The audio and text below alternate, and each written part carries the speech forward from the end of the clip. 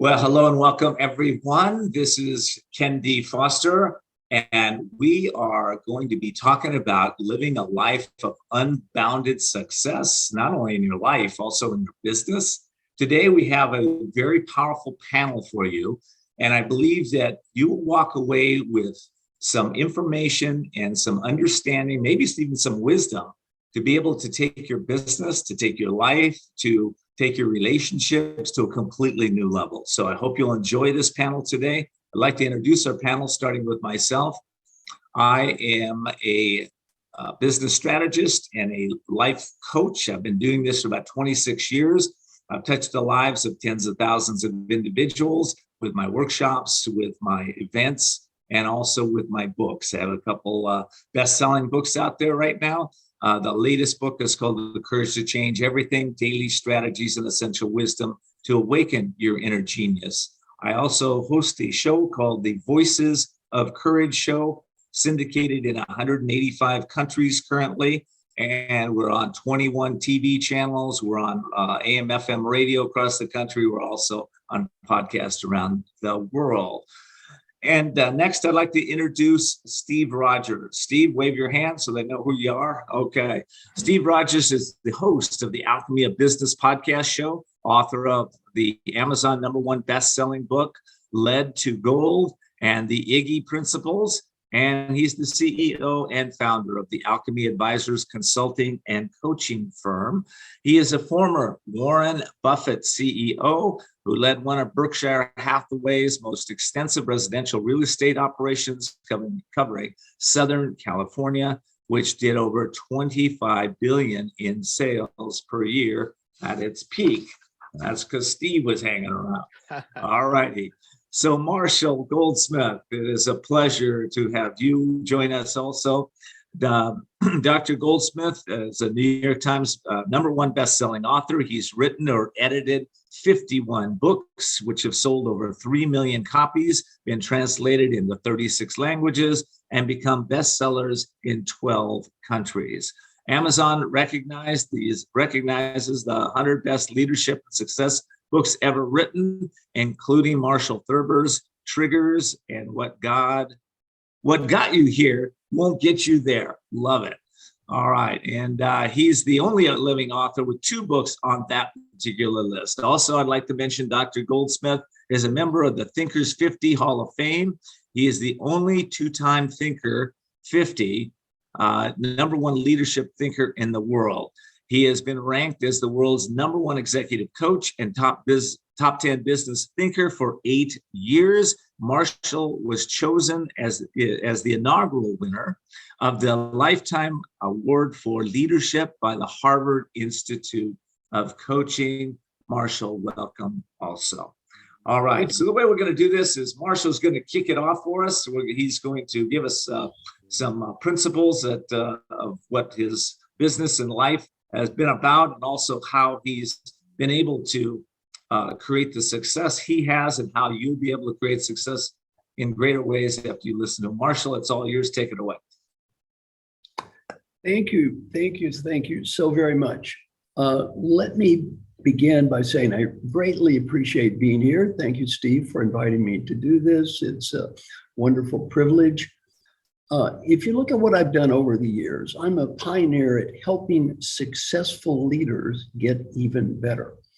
When I began coaching many years ago, coaching was seen as something that was needed for losers, people that had huge problems.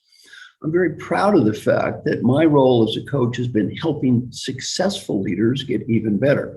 My new book is called The Earned Life. And in my new book, The Earned Life, if you read the first 6 pages, you know who my clients are. These are many of the most successful leaders in the world. And one thing I'm proud of is they're all trying to get better. None of them are sitting there saying, look at me, aren't I wonderful? They're all trying to improve. So I think we all can improve. And, you know, there's a great myth I talk about in my new book, When I Get There. There is no there. There's no there you're going to get, and everything is fine after that happens. There's one type of book that always has the same ending, and they lived happily ever after. That book is called a fairy tale. That's not the real world. That's not the real world. In the real world, we start over day after day after day after day after day. It's always a new day. Now, let's talk about the evolution of my new book. My new book evolved over the COVID period. Over the COVID period, my friend Mark Thompson and I spent 600 hours over 2 years with 60 amazing leaders. And it's not a secret who they are. Their names are in the book. These included people like the head of the Rockefeller Foundation, or the president of the World Bank, and Pau Gasol, the great basketball player, and Curtis Martin, the National Football League Hall of Fame. We had Broadway stars, head of the Olympics, incredible people, CEOs. And every week, these people discussed their lives. And they talked about what worked and what didn't work. And they loved it, because there's an old saying, it's lonely at the top. It used to be lonely at the top. It's lonelier at the top today.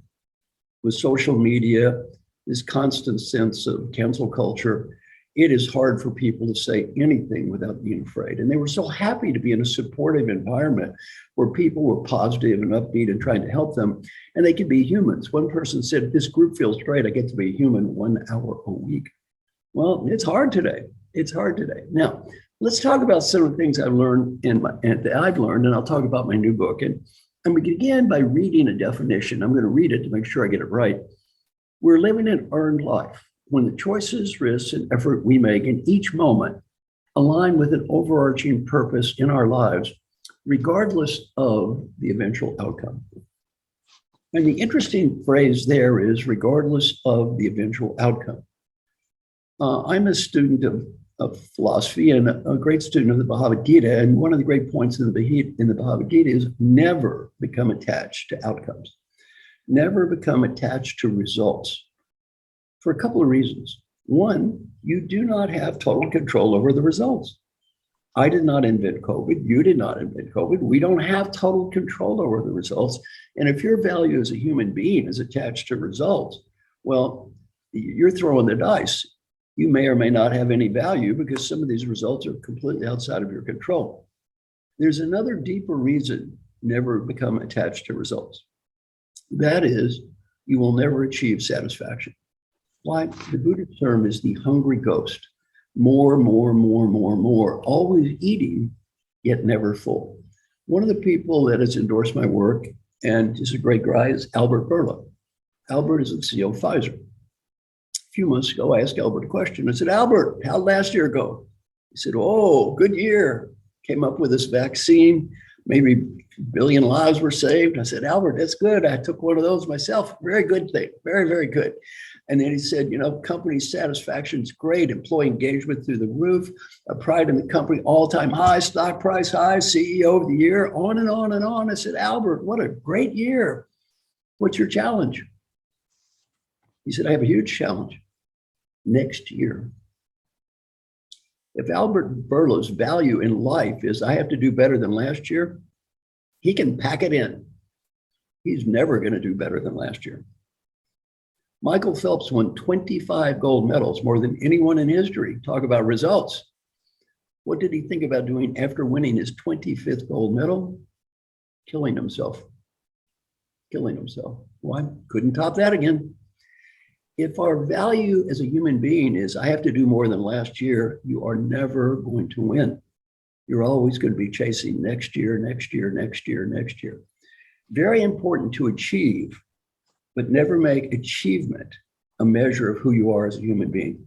Never make results a measure of who you are as a human being. One of the great people on our group is Safi Bahcall. And Safi said, I learned something from Curtis Martin that kind of changed my life. Safi said, I used to believe that, and Safi is a scientist, so he talks this way. He said, I used to believe that happiness was a dependent variable based upon achievement. And if I could only achieve more, I would be happier. He said, I finally realized happiness and achievement are independent variables. Curtis has achieved a lot, and he's always happy.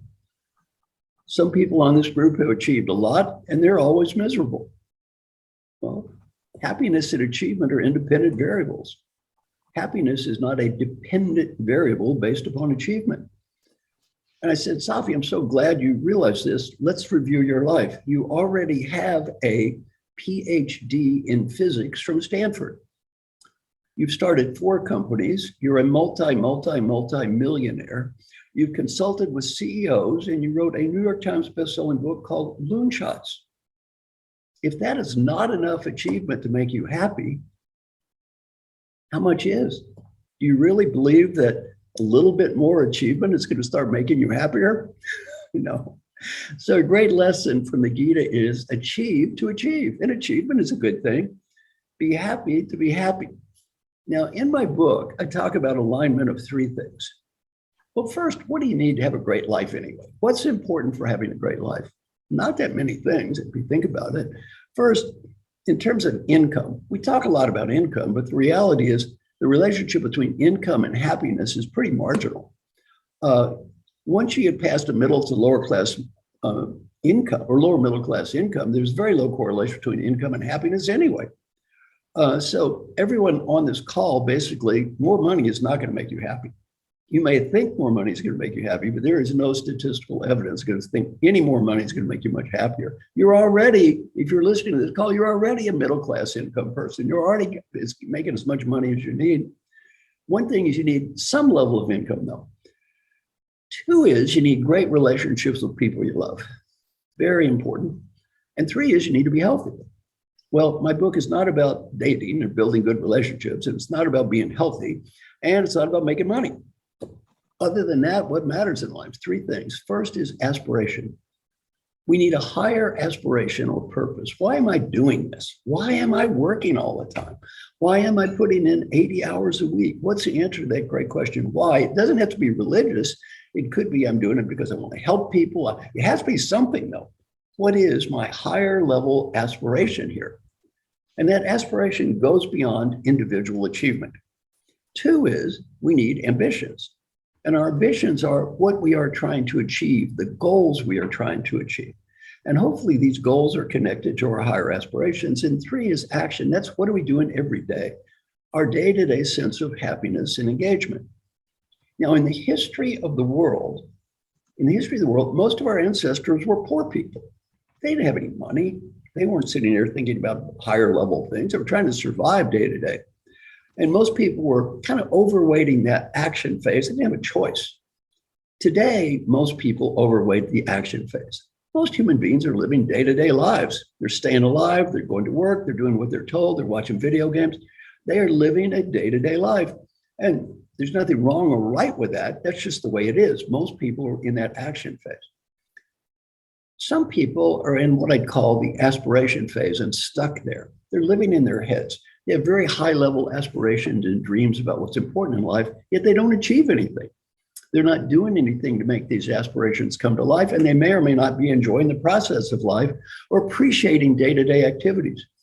I've had the privilege of coaching many human service leaders, and many leaders in human service organizations love humanity.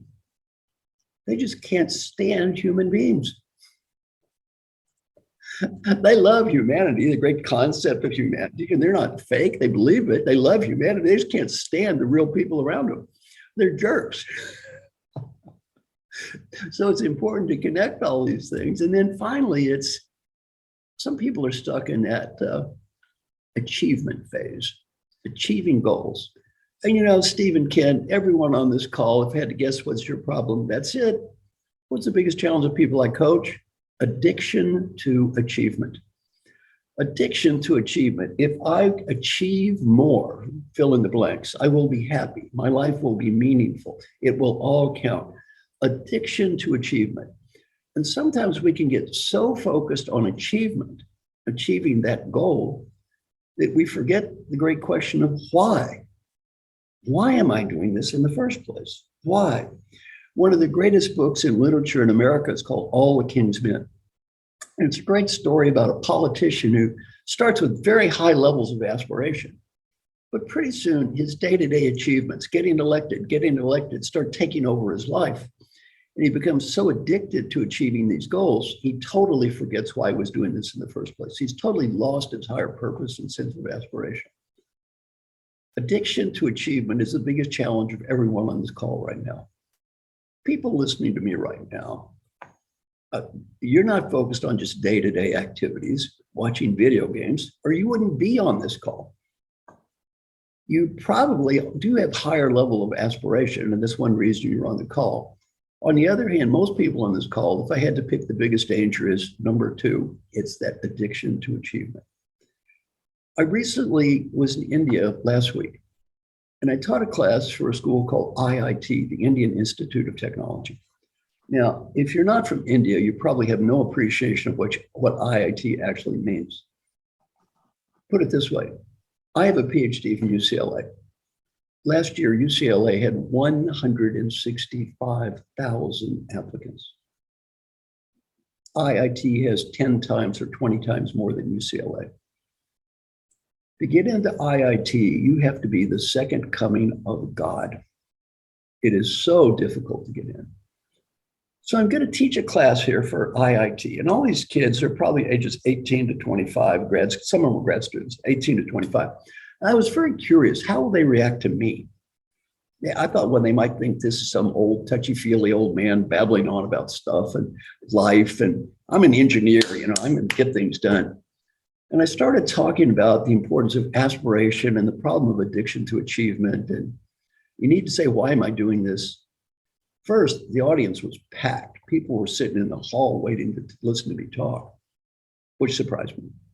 What surprised me even more is I visibly saw 10 kids start crying while I was speaking. They were just crying while I was talking. The amount of pressure these kids have had to face in their life to get in this school is almost indescribable. They started working at this when they were not 18, when they were 2. Their parents have been driving them to achieve ever since they've been born almost. Getting into IIT in India is an ultimate honor.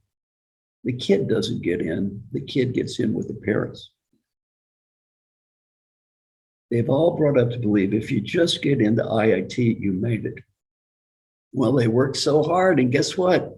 They think, all those years of this, now I'm in. Then they get in. You know what they find out?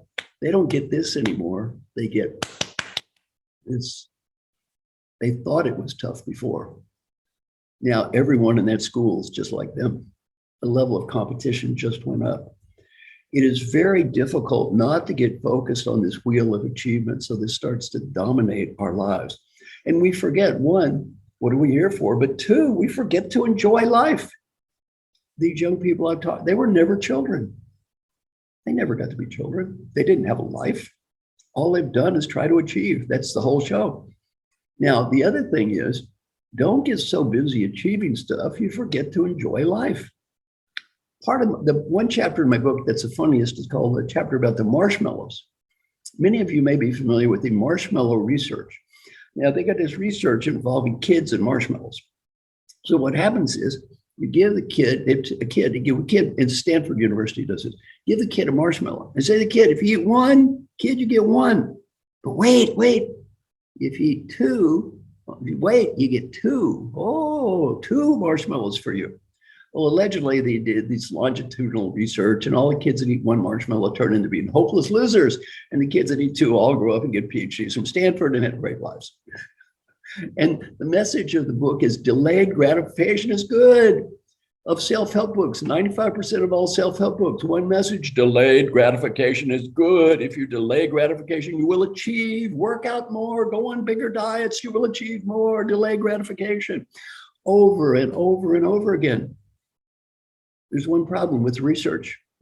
They didn't take the kid who ate 2 marshmallows and say, kid, wait a little bit more. They'll give you 3. Oh, wait some more, 4, 5, 10, 100, 1,000. And where does the story end?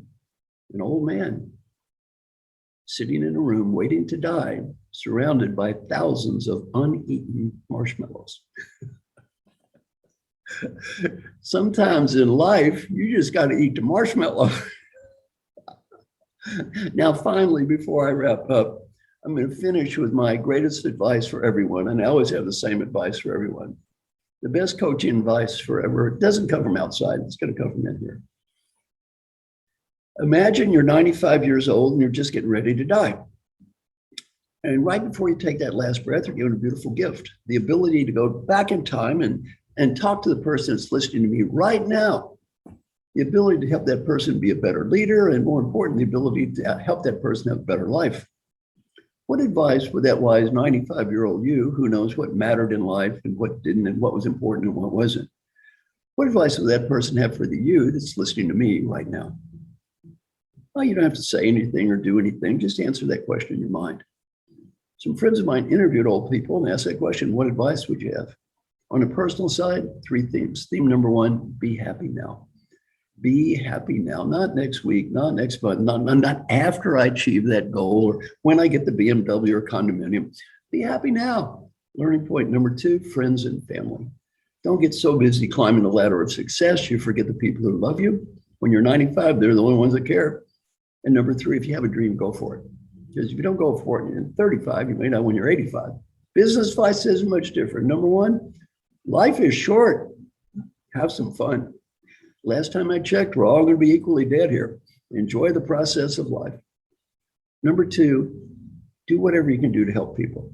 And the main reason to help people has nothing to do with money or status or getting ahead. The main reason to help people is the 95-year-old you is going to be proud of you because you did and disappointed if you don't. And number 3, go for it. You got a dream, just go for it.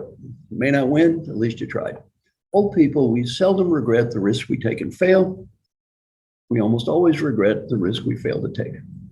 And finally, go to my website, www.marshallgoldsmith.com. I give everything away. All my material, you may copy, share, download, duplicate, use in church, charity, business, nonprofit. Put your name on it. Use any of my stuff any way you want to. I give it all away anyway. And my goal is pretty simple. Hopefully help you have just a little bit better life. So I hope something I do in my lifetime helps you have just a little bit better life. And if it does, good use of my time. Thank you. So Marshall, that was brilliant. Thank you so much. That really set the intention, set the direction for this panel today. I really appreciate that. I'm going to start with a question I'd like to ask you first, Marshall, and then Steve.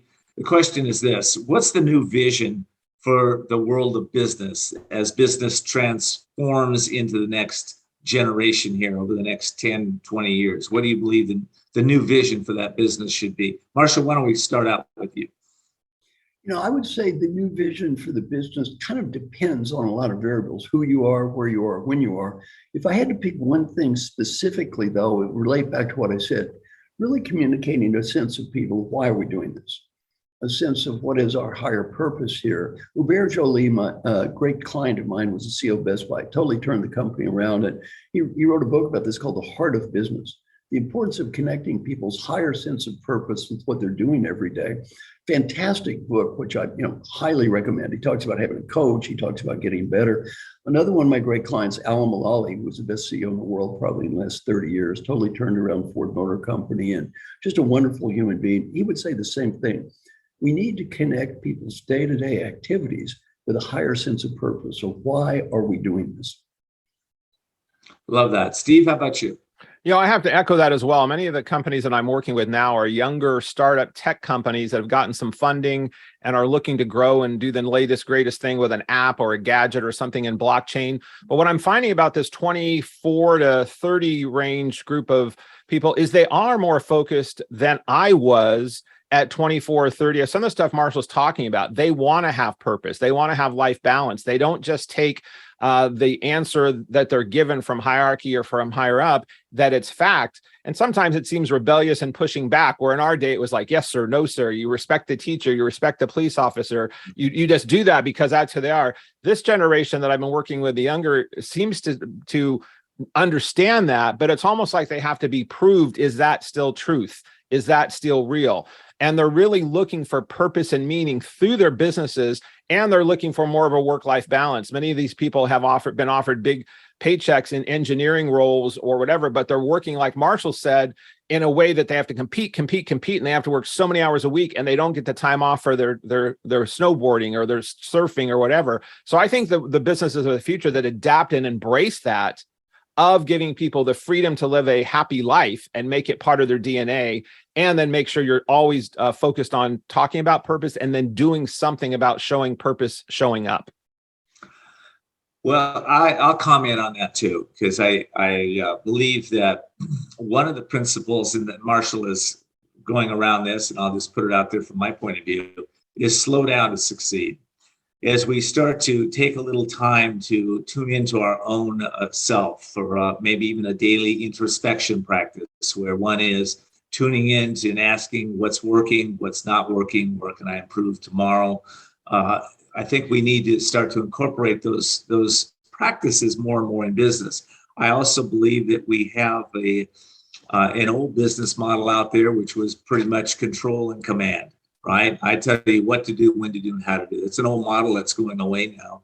And I do believe what's happening today is that these principles that we're talking about today of caring for oneself, taking care of oneself, not overachieving, but not underachieving, finding your own pace, finding your own balance. I think these are important principles, but it all goes down to that one principle, which is if you don't go within, you go without. If you don't go within your own soul and start to really tune in to what's really right for you, then what happens is you're living life from the outside in, not the inside out. So I think there's some principles there, and I'd love to discuss that with the group. Yeah. Marshall, what's your comment on what I just said there? I like it. The point is, at the end of the day, you have to look in the mirror.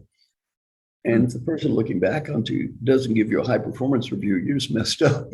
I mean, end of the day, that's the only one that counts anyway. And like you said, if it doesn't come from in here. And the other thing is, Ken, back to your good point, why do people believe that everything comes from without? Why wouldn't they believe it? We've been hammered over the head with this for decades. Let me give you the great Western drama. You may have seen one of these before, Ken or Steve. It goes like this. There is a person. No, the person is sad. Oh, very sad. They spend money. Oh, they buy a product and they become happy. This is called a commercial. Ken or Steve, have we ever seen one of those before? Those commercials? Yes. How many? I have bought because of that, I'm sure. Yeah. And how many millions of times has that message been hammered in our brain over and over and over? You will be happy when you buy the product, when you make the money, when you get the achievement, when. So Ken, back to your good point. No wonder people feel that way. We have been conditioned thousands of times to feel that way. Yeah, we have. And, and I think, I know I bought into it early on. It's go to school, go to college, get out of college, get married, have the 2.5 children, buy the nice car, buy the nice house, and then I'll be happy. And, me, like millions of Americans and people around the world, followed that model, woke up and were miserable. Now we had to look at ourselves. Well, and I think, go ahead. Well, wait, Ken, you left out the final end of the chapter. Then work a little bit more, you get to retire. Oh my goodness, even better. Then you can retire. And Ken and Steve, I didn't have to be on this call. You see, I don't have to work. I could retire. I could be playing bad golf with old men at a country club while eating chicken salad sandwiches and discussing gallbladder surgery. I just don't see that for you somehow, Marshall. I'm so glad you didn't buy into that. But, you bring up a good point, though, because we talked earlier about purpose and the why. And when one has a why, of course, if I went into the depth of your why or Steve's why, we'd find out why you are still vibrant and healthy and contributing to the world and feeling wonderful most days of your life. That's the piece I think that is missing. Steve, I'd like to move over to you. Let's talk about maybe how do we redefine or refine why in business, and how do you help people to see the unseeable, I guess, in themselves? Yeah. Well, one of the things that I do is I realized when I was climbing the corporate ladder, and I felt so resonant with when Marshall was talking, because I am and was one of those people, and I still find myself in that mix at time. I do like achievement. I do like setting goals. I do like getting things done. what I have shifted over the years with help of people like Marshall or Brian Tracy or my Buddhist monk that I was being coached by, or going to Self-Realization Fellowship or following the Gita, is in my spiritual practices, is my why has changed. And my why, when I started realizing it changed, it always now is about my higher connection to what I choose to call God. So my reason for making decisions or doing or being is, am I serving God at a higher level? And if the answer is yes, then I'm being pulled and compelled to do that. And just like I have been brought up for years in corporate America, working for Berkshire Hathaway or Prudential, or helping track people for sales, and how many sales did you get this week? And how many calls did you make? And how much commission did you do? I was, drilled in about accountability. Anything you can track and measure, you can improve upon. And I do believe that is true. There's no doubt about it. Phelps, that Marshall talked about, his time, 1/4 of a second off of something is a difference between a gold medal or not. For me, I started realizing, well, why can't I track and measure that in my relationships? Why can't I track and measure, like Marshall was talking about, your friends and family, your health? So I do for myself, I started creating a scorecard for myself about tracking not only my business, working on it and working in it, but my body, my being. And my being is my relationship with higher power, and then also how I'm acting in that each day. And I have to scorecard for that. And then my bonds inside my family and my bonds outside of my family. So just like I'm tracking P&Ls, profit and loss, sales records, I'm tracking every day. Am I on track with that? And I'm aware of it. And I have a scorecard for myself in doing so. It's very simple, just a point here, a point there. Marshall, I know in his life, every day has his questions that he teaches us to do, or every morning and every evening, questions about coming up with what's the most important things in your life for your why, and why that is in certain areas, whether it's your health, your fitness, your purpose, your work, and asking yourself those questions. Because I think Marshall can comment on this when I'm done. But that power of why is not just the power of why in our vision and our goal and our dreams, but it also activates something inside of our soul that causes it to react. So I find that this why for me has evolved when I went out of doing something for higher than myself and not just myself. My life became much, much more fulfilling, and my need for addiction to other things reduced, whether it was alcohol or food. It dramatically went down when I started filling my hole in the soul with something different, which was this why. So that kind of my take on it. That's good. Yeah. Steve, let me comment on what you just said, because one thing I talk about in several of the books, something called the daily question process that Steve referred to. So, I'm going to teach people, Ken and Steve, something that takes 3 minutes a day, costs nothing, it's going to help you get better at almost anything. Now, some people are skeptical right now. 3 minutes a day, costs nothing, help me get better at almost anything. Ridiculous, sounds too good to be true. Half the people that start doing this quit in 2 weeks. They don't quit because it does not work. They quit because it does work. What I'm going to teach you next is very simple and easy to understand up here. It's hard to do. I'm going to give you 6 questions to ask yourself every day. And going back to the Gita, they begin with the phrase, did I do my best too? It doesn't say, did you achieve results? It asks, did you even try? Mm-hmm. Key part of the Gita is, did you do your best? Number 1, did I do my best to set clear goals every day? Did I even try to set clear goals? Number 2, did I do my best to make progress toward achieving these goals every day? Did I do my best every day to be happy? Now, a simple sounding question. Last night I had dinner with my friend Jim Kim. Jim Kim just left as president of the World Bank, a great successful guy. And Jim Kim had a simultaneous MD from Harvard and a PhD in anthropology in 5 years. Now, put this in context. A normal person to get a PhD in anthropology from Harvard takes 8 years. Oh, he got one in 5 years, got an MD at the same time.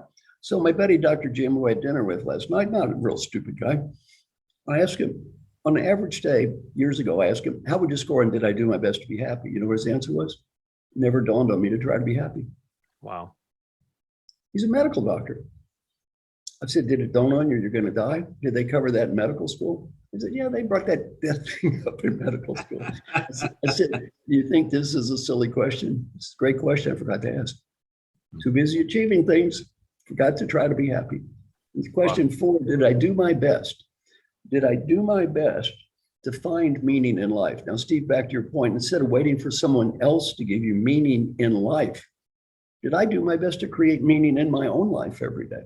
Number 5, did I do my best to build positive relationships? Well, did I do my best waiting for somebody to be my friend? Was I their friend? And finally, number 6, did I do my best to be fully present and engaged? Well, don't wait for the company to engage you. Everything in employee engagement, by the way, is focused on the company needs to engage you. Have a radical idea. Try to engage yourself every day. Try to be present every day in your own life. 6 questions. Did I do my best to, number 1, set clear goals? Did I do my best to make progress? Did I do my best to be happy? Did I do my best to find meaning? Did I do my best to build positive relationships? Did I do my best to be fully engaged every day?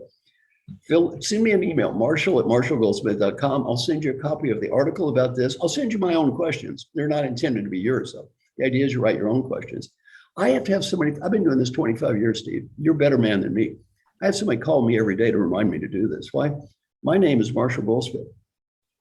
I'm too cowardly to do any of this stuff by myself.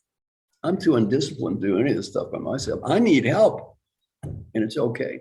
Yeah, when you first told me that, because when I first met you, 15, 18 years ago, and I found out you being this powerful executive coach, I met you on the front page of the business section. You were sitting with Bo in a Buddha sitting kind of pose, meditating in your house. And when we first had lunch, you were talking about these questions that you had, and you told me that you had someone call you every day. I'm like, wait a minute, you're like the top executive coach in the world. You're having someone call you, and you said what you just said. And you told me how powerful that was. And at the time, we were also talking about the questions being framed, and they've been fine-tuned for you and for others over the years, but the principles were there, is in the morning framing that, and how can I be more happy? How can I make a difference? And then at night asking, did I? So I got in the routine of doing that. So I activated in the morning these how can I questions with these same categories, and then I fine-tune mine. And then at night, when I'm wrapping up my day, did I do these things? So it was such a powerful exercise for me to learn. And it's hard to stay consistent doing it. It's hard to stay honest with yourself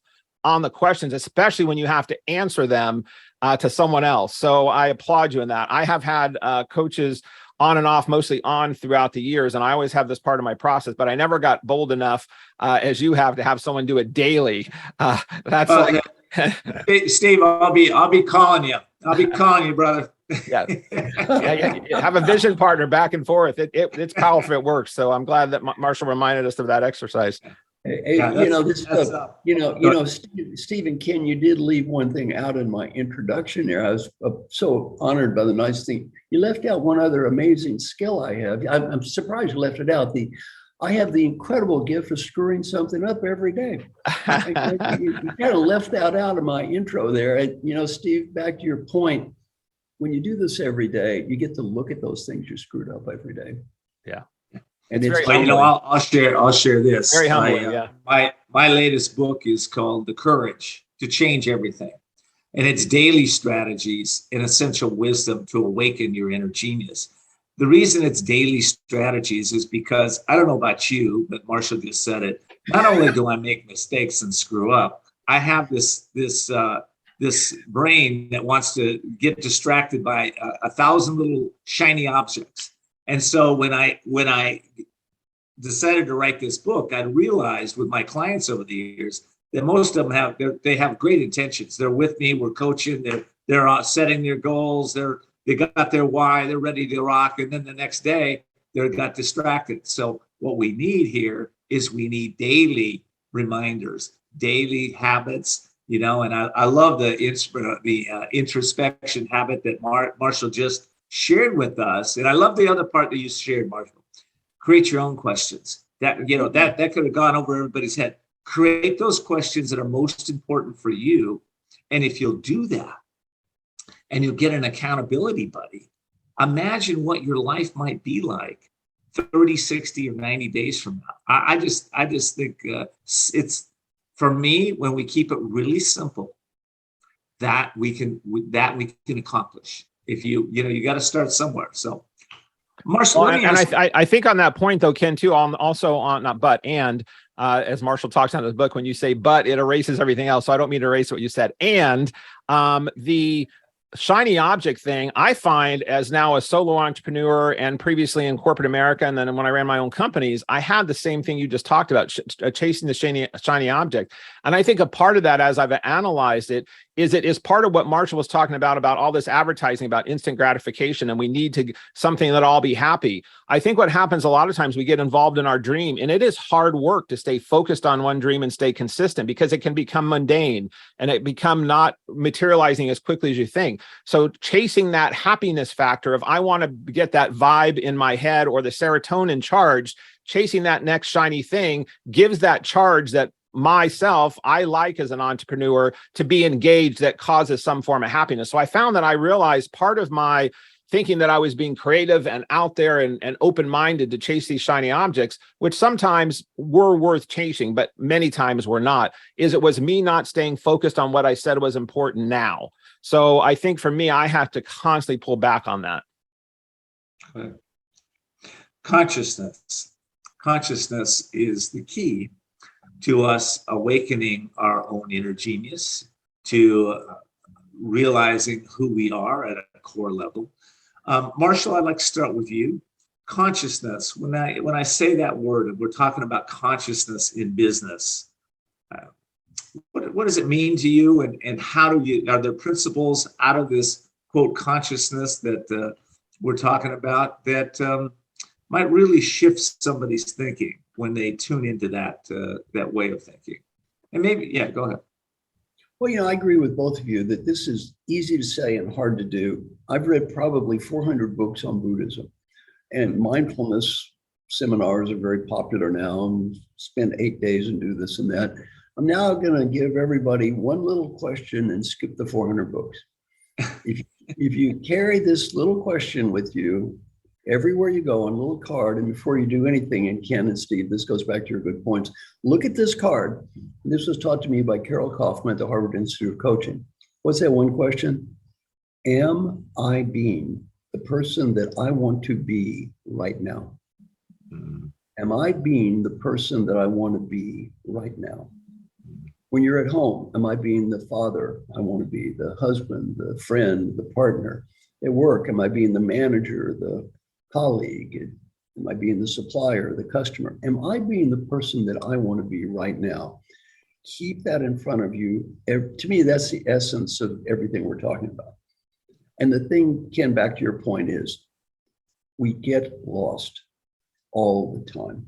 It is so hard to keep focused on, am I being the Ken I want to be right now? Am I being the Steve I want to be right now? And as Steve, you said, instead of chasing around this and that and the other, well, who is this person? Am I being this person? And if the answer to that question is yes, you're probably doing something that's along the right path. Yeah. That's powerful. And the being side of this, it's very easy for us to say, I'm going to be joyful today. I'm going to be happy today. I'm going to be in service today.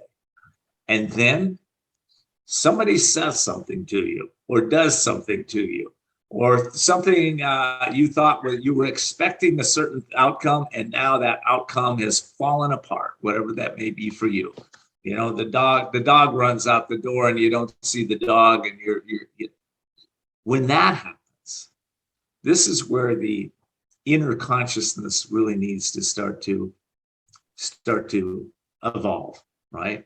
Because if we can be even-minded with all circumstances in life, if we can start to master our minds and master our emotions, our lives can get better and better. And that's the piece where I wanted to go with this consciousness piece in business. Stephen, how do you bring this consciousness, this mastering the mind, being even-minded in a business setting when things are going wrong? Yeah, that's a great question, and a great point too, that I want to piggyback on what Marshall said on this consciousness. And it really does start with this inner connection. And for me, the question of, am I being the person I want to be right now? That also evolved for me in probably 15 or 20 years ago now, when I was doing a lot of reading by Wayne Dyer, who I think Marshall's met in the past. And I know he's done a lot of work with Deepak Chopra, who's going to be on the series later. But Wayne wrote a lot about ego. And a lot of times on his PBS specials or in books, and he wasn't the first person to say it, but he was the first person to write it where it stuck with me like an arrow. And he said, when you are in your ego, you're edging God out, or you're edging good out. And I was in the middle of climbing corporate America, suit and tie every day, briefcase, going and, charging up the mountain. And I was heavily in my ego, but I was accomplishing stuff. The bottom line is ego does get shit done. It just does. It makes things happen, and it does create things in the world. It doesn't mean it's always for the best and for the good. So when I realized that, God, if I'm edging God out or edging greatness out or edging good out, how can I remind myself every day and every breath and every conversation to be aware of that and to at least balance that out, like the yin and yang sign here, yin and yang song, sorry, about the ego. So I said, well, that would be inviting God in or inviting good in. So when I would walk into meetings or walk into tense situations or walk into stressful situations, I was in this mantra in my head. Am I an ego? Am I an Iggy? Am I an ego? Am I an Iggy? And it just became this mantra, which is, am I being the person I want to be right now? And it became such this mantra that it became part of my DNA or my Intel chip. And then I started, making aware of when I am in my Iggy versus my ego, how do I feel? How do I show up? How am I in flow? How's my happiness level? And I realized that's where I wanted to spend more of my time. And I also realized that ego is still necessary. It's not that I don't have an ego. I still have an ego. Of course, we all do, and we always will. That's part of the self. But I've learned to balance the awareness of just being aware of it more and using it in a way that benefits me and now others. And when I'm an Iggy, I'm serving others. When I'm an Iggy, I'm being conscious about others. Steve, that's awesome. Let me ask you about the Iggy real quick. What does Iggy stand for? Yeah, so it's inviting good in, and it's and everybody has their own G. Some people are turned off by the God word for whatever reasons, past history, traumas with it. They don't believe in it. I'm not here to describe anything about what God needs to be or energy needs to be for anyone, but the G could be greatness, grace, goodness. So it's inviting good in. Inviting grace in. So it's the Iggy. I call it Iggy, the Iggy principles. And the Iggy principles are simply about things that all great thought leaders all boil down to, talking about love, gratitude, acceptance, paying it forward, the power of prayer and meditation in some capacity. And so I utilize that. And that Iggy for me is now what fuels me most. That is my why. That is my connected consciousness. So when I'm in business conversations with my clients, as much as we're talking about what was their sales numbers this week, we are talking about what's their Iggy and where are they resonating their Iggy in their own companies, in their own world. The summit's all about the Global Oneness Summit, right? And we're touching around oneness. We're touching about the being side of ourselves in business. And I'd like to direct this to Marshall. As you define oneness, and how would you say, knowing that we are all connected, knowing that we are all one, how would that shift the consciousness in business? Or, let's just start there. How would that help us shift the consciousness in business, Marshall, knowing that? I'm not really an expert on the big macro level questions of life. How am I going to change society or business on the whole? That's kind of not what I do. My area is the micro level. And so I want to get this back down to each person. And going back to this, I think many people do not understand Buddhism at all. And they think, well, this means I have to be happy in every second or be enlightened in every second. If there's not, there's something wrong with me. To me, that's the opposite of what it means. The essence of Buddhism is now. So back to the concept of oneness, at the micro level, at the me level, it's now. And making peace with the fact that doesn't mean I have to be happy forever and eternity and at every second. Wrong. That's the opposite of what it means. Only 1 second. Now. Just focus on now. Achieve oneness now. Now. That's a whole lot more achievable than some myth about I have to do something for eternity and every day and every week, which then just bums you out because you think it's probably not going to happen. Well, don't focus on all that stuff. Keep life simple now. Yeah. And I do believe we keep life simple when we realize that we all come out of the same place. We all come out of this thing called soul or spirit or whatever you want to call it, the universe. But the universe or the soul is over the mind, and the mind is over our emotions, what you think you feel. Emotions over actions, actions over results, results are over destiny. So we're really talking about when one can be and realize that we are connected with everything in life in this now, to be more aware, more observant, more conscious, more just allow yourself to expand in greater ways. Maybe you allow yourself to go in that place. You say, you know what, today is just going to be, I'm going to set my intention to have a happy day and look for what's fantastic in my life. Just that little simple intention can shift everything in your business life, in your home life, relationship lives. I think that's really what we're talking about. We're talking about oneness. It's coming back, like you said, Marshall, to the micro, because it all starts with us. In fact, my teachers tell me, if you change yourself, you've done what you need to do to change the world. Change yourself, meaning, why would you change yourself? Well, we're talking around it, but we're also talking specifically about it.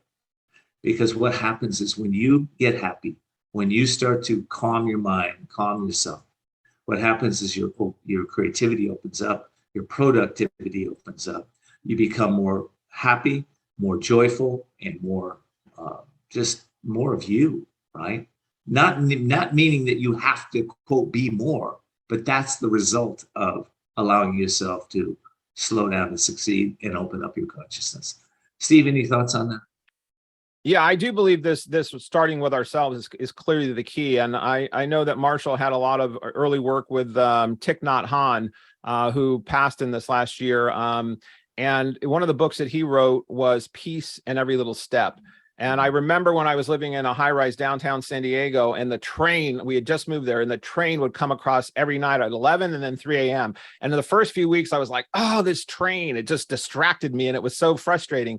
And I was in the middle of reading his book, and I realized in shifting, finding peace now, peace in every little moment, a horn or a distraction can become a connection with universe. So I started changing my immediate thinking that when that train horn went off, it was just God's way of saying hello. So every time the train went off, the oneness that I had was all things are connected. And if it's all from source and universe. So now when I look at challenges I've had, whether it's financial challenges, health challenges, business challenges. My mother-in-law just passed away last week at 93, who had a very full life, and that challenges it creates with people accepting death.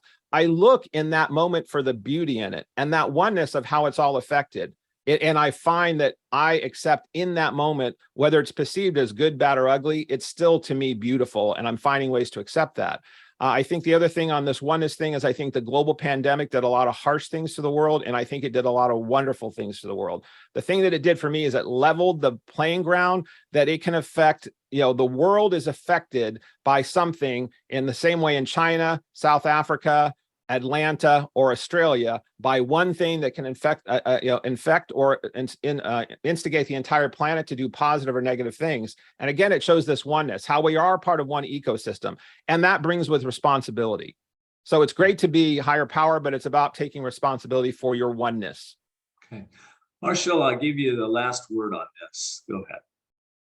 Yeah, my last word on this is, again, focus on the sense of being where you want to be now. Am I being the person I want to be now? And one final comment on this. Over COVID, I worked with 60 great leaders every weekend. And more than half of the dialogue had nothing to do with work. More than half the dialogue was the way I act with the people I love. So sometimes we get so disciplined at work, we forget maybe our biggest challenge isn't at work, it's at home. Remembering the people at home, remembering the people you love, being in that role at that time. Who am I when I go home, and letting go of work? And these are brilliant people, good people with good hearts. More than 50% of the focus was not being a better CEO. More than 50% of the focus was on being a better person at home. I love it. Well, that's it. We're out of time. I want to thank Marshall Goldsmith. Thank you so much for your wisdom today. Steve, thank you for your understanding and wisdom that you shared with us also. And if you'd like to find out a little bit more about Marshall Goldsmith, you can go to marshallgoldsmith.com. You can also go to kendfoster.com to find out about me. And Steve, what's your website there, real quick? Steve, Rodgers.net. SteveRodgers.net. Thank you, everybody. I hope this was productive and worth your time, and I hope that you will take the principles today and really apply them in your life. Thank you, Ken. Thank you, Marshall.